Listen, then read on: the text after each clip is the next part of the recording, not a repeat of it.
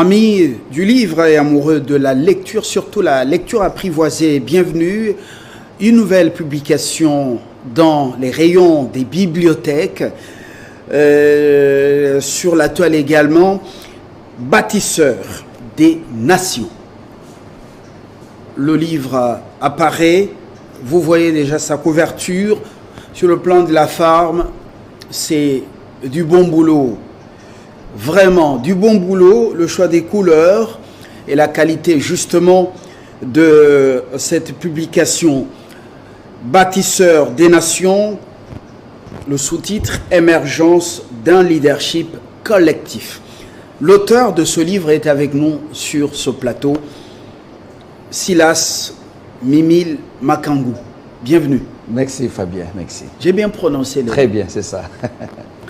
Vous êtes docteur, c'est ça votre ministère. Voilà. Votre livre vient de paraître aux éditions Kabod. Kabod édition. Mais alors, dans la Bible, il y a un nom Ikabod. Est-ce que vous avez emprunté de la Bible? Évidemment, oui. Ikabod, c'est la négation. Le préfixe I, en grec, c'est en hébreu plutôt, c'est la négation. Kabod, c'est la gloire. Ikabod signifie la négation de la gloire ou encore la gloire est bannie. Donc, autrement, vous-même d'abord, vous êtes éditeur. Voilà. Auteur et éditeur. Oui. Donc, votre maison d'édition s'appelle La Gloire. Voilà, La Gloire, parce que nous croyons à la gloire. Très bien. C'est du bon boulot, mais le quantième livre de votre... C'est le 6e livre. 6e. Vous êtes fécond. Vous êtes... Je prends ça pour un compliment. Alors, je dois vous présenter de manière laconique. Vous êtes conférencier, voilà. Auteur de plusieurs ouvrages. Vous en avez parlé au nombre de 6. D'ailleurs, vous êtes en route pour l'impression de notre ouvrage ou l'édition de notre ouvrage, homme d'affaires et pasteur. Donc, on peut être dans les affaires, également à la sacrificature, donc c'est pas interdit. Vous êtes également président de Pastoral Leadership Conference, PLC, un réseau qui réunit plusieurs pasteurs au Congo, votre pays. Et puis, vous êtes doctorant, double, oui. Parce que bientôt, ça sera 2 dissertations doctorales. La première donc intitulée double plutôt politique internationale et la seconde en management stratégique opérationnel. Vous êtes responsable. Voilà. Alors, les gens qui vous connaissent souvent quand vous êtes reçus ici sont sous votre casquette des sacrificateurs, voilà. Serviteurs des dieux. Alors, votre ouvrage, je disais tantôt, c'est pratiquement plus de 200 pages. C'est du bon travail, il est fascinant, il faut le parcourir. Vous soutenez justement que Dieu a créé des hommes égaux en intelligence et en capacité. Oui. Une capacité susceptible, où cette intelligence est susceptible de permettre à ces mêmes hommes d'eux-mêmes de corriger les inégalités très profondes de la nature sur lesquelles sont construites les nations. Donc, les inégalités qui sont profondes. Et les nations ont été construites sur ces inégalités. Vous soutenez aussi que la plus grande capacité, c'est donc le plus grand don qu'on peut donner à une nation, c'est son leader. Son leadership. Voilà, son leadership. Voilà. Et cette grande capacité, d'abord, c'est le mentorat. Oui. Donc, vice-versa, j'ai interverti. Le mentorat est la qualité ou la plus grande capacité d'un leader. Voilà. Ou la plus grande caractéristique par laquelle on reconnaît un leader, c'est le mentorat. Oui. Ça signifie quoi, le mentorat? Cela vous permet de reconnaître et d'identifier très vite ce que c'est un leader, oui. Aussi dans sa capacité à former. Parce que le plus grand test dans le leadership consiste à ce que la vision pour laquelle vous vous êtes battu puisse perdurer au-delà de votre tombe. C'est-à-dire, on reconnaît un véritable leader lorsque l'idéal pour lequel il s'est bâti peut être pérennisé même après sa mort. Et comment pérenniser votre vision, comment pérenniser votre perception des choses, c'est dans les mentorats, dans la formation. Les disciples ne se décrètent pas, les disciples, on les forme. Pourquoi un leader Donc il faut former les successeurs. Il faudrait former les successeurs et c'est malheureusement le problème que nous rencontrons en Afrique et dans plusieurs autres pays du tiers-monde. Parce que quelque chose de bon peut commencer, mais facilement la bonne chose finit lorsque son initiateur disparaît. Simplement parce que celui que l'on présente comme leader ne s'est pas donné la peine de pouvoir former, inculquer aux autres le bien fondé de sa lutte. Un leader devrait toujours se rassurer que sa vision n'a plus besoin de lui pour que cette vision aboutisse ou atteigne le bon port. C'est-à-dire, un bon leader, on le reconnaît lorsqu'il cesse d'être indispensable dans la réalisation de sa vision. Comment être géniteur d'une vision et à la fois cesser d'être indispensable? C'est lorsque vous vous donnerez la peine de former les autres, leur dire où est-ce que vous voulez aller, pourquoi vous voulez y aller, avec quoi vous voulez y aller et dans combien de temps vous voulez y arriver. Parce que ce qu'il ne faudrait pas oublier, M. Fabien Sous le Soleil, quelle que soit la beauté de votre vision, quelle que soit la grandeur de vos ambitions, vous devez toujours savoir que nul n'est éternel.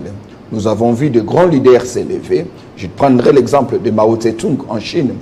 Lorsque Mao initie cette réforme agraire qu'il va initier dans son pays, la Chine, vous remarquerez que tout au long de la vie de Mao, la Chine est restée un pays pauvre.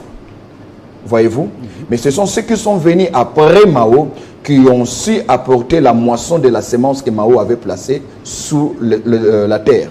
Ce qui suppose donc... Parce qu'il a affecté sa vision. Parce qu'il a... Il a impacté ceux de sa génération. Parce qu'en réalité, dans le leadership, les gens ne doivent pas vous suivre à cause de vos beaux yeux. Les gens ne doivent pas vous suivre à cause de votre costume, moins encore à cause de l'argent que vous dépensez en leur distribuant. Les gens doivent non pas intégrer votre personne, mais intégrer votre vision. Et pour cela, il est demandé donc au leader que vous êtes de pouvoir développer une intelligence communicationnelle qui consiste à dire aux autres ce que vous pensez être bon, non pas pour vous, mais pour la communauté tout entière.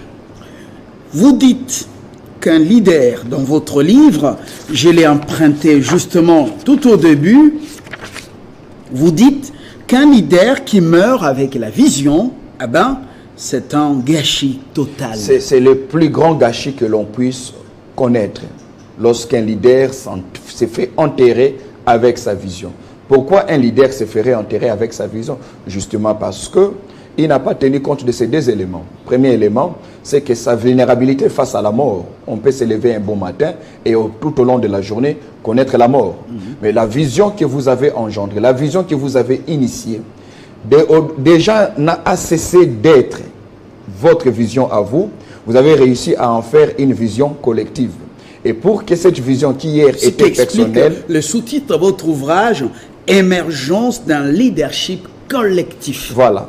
L'émergence d'un collectif, on voit la collectivité. La collectivité, oui. L'orchestration des efforts, des intelligences, des savoirs et des compétences. Pourquoi j'ai dit émergence d'un leadership collectif? Lorsque vous regardez très bien les nations africaines, nous sommes encore dans ce que j'appelle le leadership messianique. Un leadership qui ne peut pas marcher. Le leadership où l'on considère que la solution à nos problèmes viendrait d'un super-homme. Le leadership de Superman. Le leadership de homme-dieu. Ces leaderships présentés par la plupart des tyrans et des dictateurs ont montré leurs limites. Pourquoi? Parce que toute la communauté, comme dans une pyramide, a levé les yeux pour regarder un homme providentiel. Et ces hommes providentiels ont montré leurs limites. C'est quoi le leadership collectif? Le leadership collectif, c'est justement le contraire de ce leadership messianique qui voudrait à sec, dans une nation comme la nôtre par exemple, que l'on cesse de croire que la solution à nos problèmes émanerait de la classe ou du personnel politique. Voyez-vous? Il faudrait que le corps religieux joue sa partition. Il faudrait que l'élite scientifique joue sa partition. Il faudrait que les hommes des médias que vous êtes jouent leur partition pour que nous puissions finalement aboutir à cette émergence d'un leadership collectif. Les problèmes auxquels nous faisons face sont multiformes. Ce sont des problèmes ayant plusieurs figures. Donc, on ne peut pas croire qu'un individu à lui seul président de la République soit-il, empereur soit-il, ou que sais-je encore, à lui seul saurait résoudre des problèmes qui affectent la communauté tout entière. Et le leadership collectif, justement, c'est ce leadership qui, au sommet de la communauté, développe la capacité d'être le maestro, d'être l'organisateur de cette orchestration, où l'on voit les acteurs culturels apporter leur meilleur, les acteurs scientifiques, universitaires, les hommes des médias, les hommes religieux, tout simplement parce que la vie au sein d'une communauté est le pluriel, elle est multiforme. Voilà. Et pour cela, il faudrait un leadership collectif, réduire le nombre de spectateurs et accroître le nombre d'acteurs. Très important. Il est fait mention dans votre livre qu'au-delà du terme ou de l'expression gâchis total, eh ben, c'est cela malgré sa connaissance, son savoir-faire ou sa richesse. Autrement, les leaders, vous dites, les leaders ne devraient pas emporter dans leur tombe leur savoir et leur expérience. Malheureusement, dans nos sociétés, les chefs d'orchestre meurent, les orchestres tombent, les chefs, les visionnaires meurent et les églises où la vision disparaît, et les chefs des partis politiques meurent et eh bien, les partis disparaissent. C'est-à-dire, nous sommes jusque-là incapables de construire des institutions qui vont au-delà de nos tombes, qui vont au-delà de nos tombeaux, si je peux parler ainsi. Nous sommes incapables jusque-là d'ériger des institutions ou des structures qui peuvent, comme on le voit aussi sous d'autres siècles, durer 200 ans, 300 ans, 400 ans. C'est possible. Aujourd'hui, vous arrivez dans certains milieux de la planète, vous rencontrerez des entreprises qui ont fait 125 ans, 130 ans, des partis politiques qui ont 60 ans. Mais regardez notre contexte social et même politique et même ecclésiastique. Pour aller plus loin, vous constaterez que nous sommes très forts lorsqu'il faut engendrer, lorsqu'il faut accoucher de très belles initiatives, de belles structures, mais malheureusement, par manque de mentorship, par manque d'ouverture, mais aussi par manque d'une intelligence stratégique qui se projette à long terme, nous avons du mal à ériger de belles choses qui durent longtemps. Est-ce que ce n'est pas de l'égoïsme qui nous caractérise? Parce à la fois l'égoïsme. Les grands hommes, avec leurs grandes idées, leurs idées forces, préfèrent même beaucoup plus communiquer ou laisser le secret à leurs enfants ou à leurs épouses, jeunes frères, tout simplement pour pérenniser le bonheur familial et ne pas les léguer, les confier aux collaborateurs compétents qui ont déjà les prérequis, tout simplement parce qu'on dit non, non, à celui-là je ne peux pas confier parce qu'il ne sort pas de mes entrailles. Est-ce que ce n'est pas de l'égoïsme? Ah, oui, c'est de l'égoïsme, mais pas que de l'égoïsme. Je dirais, outre l'égoïsme, il y a aussi la peur d'être surplanté. Un leader est celui qui se fait confiance. Un leader est celui qui croit. D'abord, qui n'a pas le monopole de connaissances ou de compétences, mais qui croit qu'il est nécessaire pour lui de se faire accompagner de collaborateurs assez équipés, assez clairvoyants. Troisième élément qui pourrait être à la base de ce comportement tristement célèbre dans notre société et dans les sociétés qui nous sont proches, c'est aussi l'absence de la loyauté. Plus d'une fois, les gens ont vu, après leur mort, des gens ont dépossédé sans pour autant renvoyer, ne fût-ce que les 1/10 à la famille biologique, des efforts que leur père ou leur mère auraient engagés pour la création de la structure. On le voit dans tous les domaines. On le voit dans tous les domaines. Le manque de reconnaissance, de loyauté amène maintenant certains visionnaires à entrer dans le tombe avec leurs idées, leur savoir-faire. Et ce qui est une erreur assez grave parce que à la fois, le leader est en train de couper l'arbre qu'il a planté lui-même. Mais pourquoi il le fait? Il le fait par peur. Il le fait parce qu'il pense que ceux qui sont avec lui ne sont pas loyaux. Voyez-vous? Mais la quatrième raison qui amènerait les leaders ou encore les visionnaires à se comporter de la sorte, c'est l'ignorance. Quelle ignorance? L'ignorance parce que l'intelligence stratégique dont vous avez besoin en tant que leader à la tête d'une communauté, que ce soit une nation, une église ou encore une entreprise, c'est de pouvoir investir pour récolter à long terme. Pas seulement à court, à moyen, mais beaucoup plus à long terme. Vous serez beaucoup plus honoré sur votre vision, votre institution, votre structure, vos actes. continueront à être éloquents même après votre disparition physique. Et pour cela, vous devez bannir l'ignorance. Vous devez bannir la peur d'être trahi par vos collaborateurs. Vous devez bannir l'égoïsme, voyez-vous, parce que les leaders, c'est qui? Les leaders, c'est comme cet arbre qui donne le fruit, même quand lui-même n'en mange pas. Les leaders, c'est comme cette rivière qui laisse les eaux couler, même quand elle-même ne boit pas cette eau-là. Les leaders, c'est celui qui joue à l'apostolat, qui se donne comme sacrifice, qui devient le catalyseur, qui conduit les autres vers le bien-être, vers le bonheur, même lorsqu'il n'aurait pas lui-même la garantie d'être bénéficiaire de cela. Voilà. Mais au moins, les générations à venir ne vont le pas reconnaître de vous d'une célébrer. manière ou d'une autre, renoncer au moins, Voilà. renoncer à cette tendance de vivre, de pouvoir récolter ce qu'on a sémé. La culture de la cueillette, récolter ce qu'on a sémé.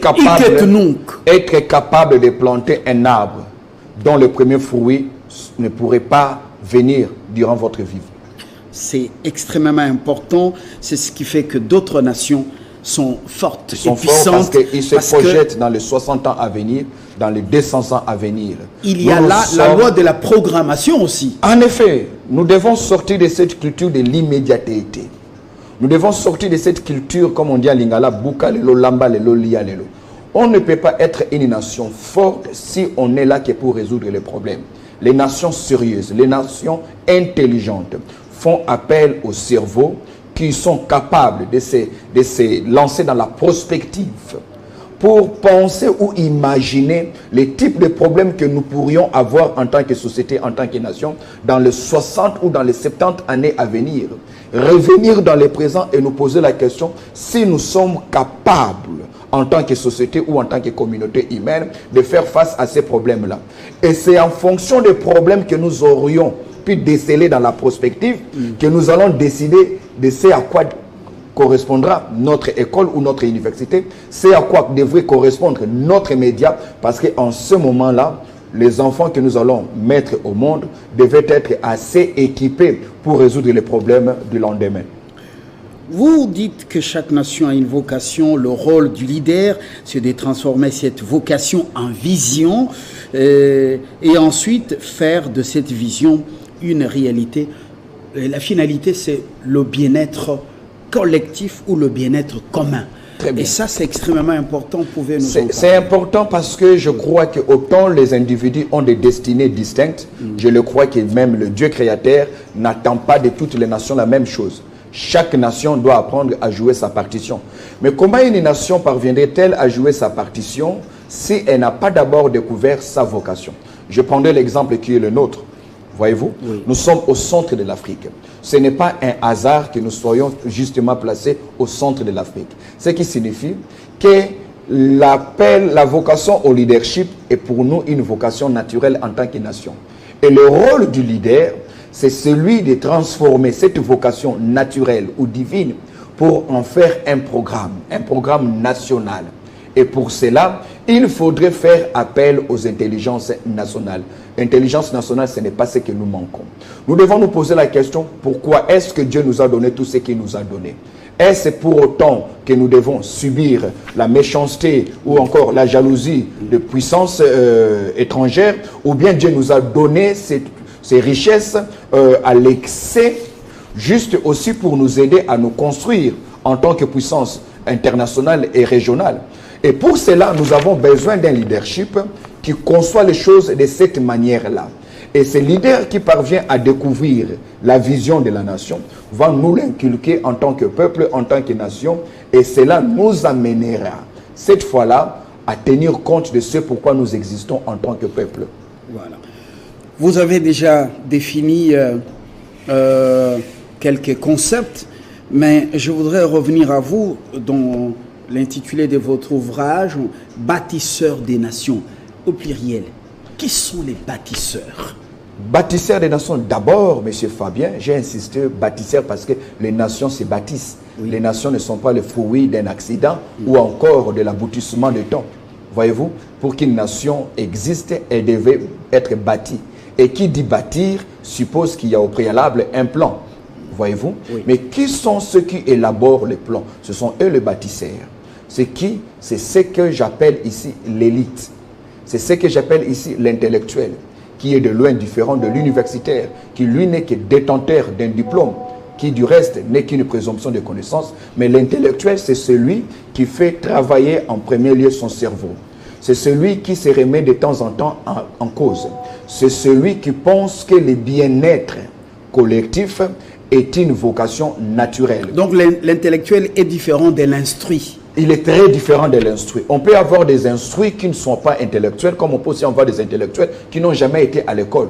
Nos grands-parents ont fait preuve, quand vous regardez la manière dont nos sociétés ancestrales ont été gérées, on n'a rien à envier avec nos sociétés modernes aujourd'hui. Ils n'étaient pas bariolés des diplômes, mais c'était des gens sages. C'est justement c'est comme ça que je dis, la différence, c'est que l'instruction, on la tire de l'école, de manière générale aujourd'hui. Oui. Okay? Donc, l'intellectuel n'est pas celui qui a forcément un diplôme.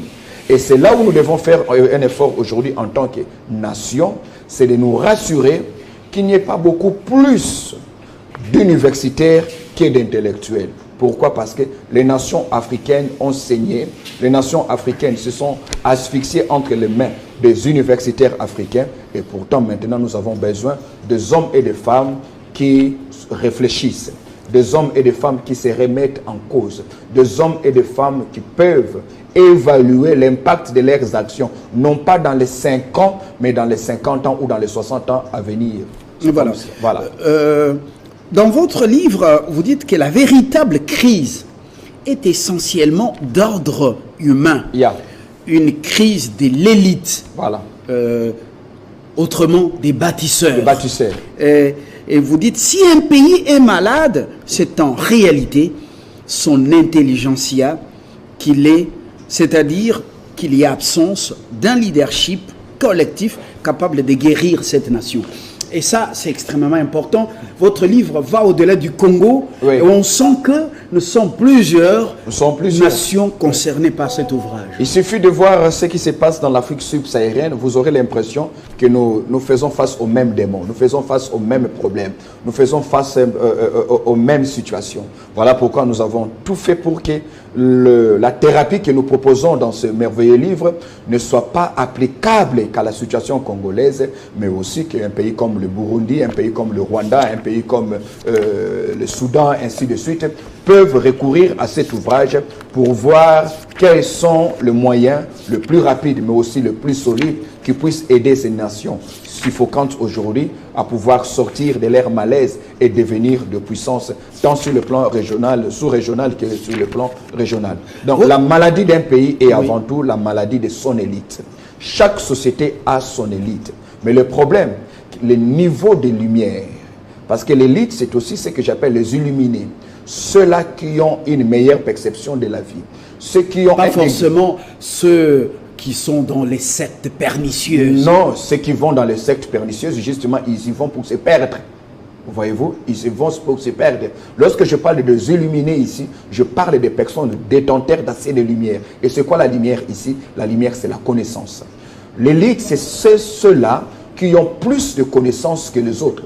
Mais ils ne devaient pas seulement être détenteurs de ces connaissances. On devait voir les répercussions de ces connaissances dans le quotidien de la société ou de la communauté nationale. On reconnaîtra notre élite dans la manière dont les choses vont être conduites, faites au sein de notre société ou de notre communauté nationale. Et pour cela, notre élite a besoin d'être repensée. Notre élite a besoin de se poser de véritables questions. Des questions d'ordre existentiel et d'ordre vocationnel. Et lorsque nous parviendrons à nous poser ces questions, en définissant qui nous sommes d'abord en tant que peuple, pourquoi nous existons, comment est-ce que les autres nous perçoivent, quelles sont les définitions que les autres ont de nous, comment est-ce que nous nous définissons nous-mêmes, eh bien, nous allons pouvoir mettre en place cette feuille de route, voyez-vous, que je propose dans cet ouvrage pour dire qu'il y a des tares que nous devons à tout prix combattre. Des tares que nous devons à tout prix combattre. Et là, j'ai commencé, vous constaterez, par le tribalisme.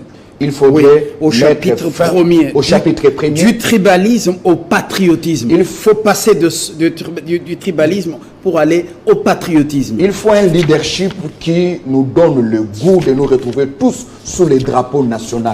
Et non pas ce leadership qui nous donne l'impression de vouloir, qui nous donne la passion de nous cacher sous les insignes de nos tribus. Les tribus ne sont pas une fatalité. Les tribus sont une bénédiction. Les tribus sont cette diversité qui constitue notre beauté nationale.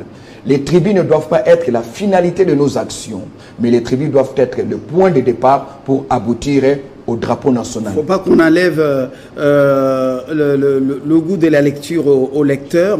Et il faut qu'il recherche encore ce livre. Il faut qu'il recherche. Sinon, vous allez tout étaler. Parce que vous avez justement cet art de communiquer. Passer du tribalisme au patriotisme. Au deuxième chapitre, vous parlez de notre école, notre avenir. Et ça, c'est très important. C'est que les lecteurs vont découvrir. Et également, au chapitre 3, vous abordez un problème. Parmi les tares, il y a la corruption. La corruption. Et vous l'appelez même un démon. Un démon. Un démon, et il est plus nuisible que les autres démons. Voilà. Au chapitre 3, le travail, culte et culture. Voilà. Votre livre est très riche. Alors, pour l'instant, c'est une première lecture. Merci. Nous reviendrons dans un format plus élaboré parce que notre temps est limité. Très limité. Voilà. Je vous recommande ce livre. On peut le trouver où? On peut le retrouver au supermarché Monishop. On peut aussi le retrouver à l'hôtel Rotana, dans le hall de l'hôtel Rotana. Et on peut aussi le retrouver dans le hall de l'hôtel Sultani. Très bien. Ou encore entrer en contact avec nous. Nous pourrons même faire venir, livrer les livres dans vos bureaux, dans vos maisons, dans vos lieux de travail. Nous avons tout un service qui peut se déplacer, venir vers vous déjà avec la dédicace. Avec la dédicace. Très bien. Les bâtisseurs des nations, émergence d'un leadership collectif, l'ouvrage de Silas Mimile Makangu. Il a plusieurs casquettes.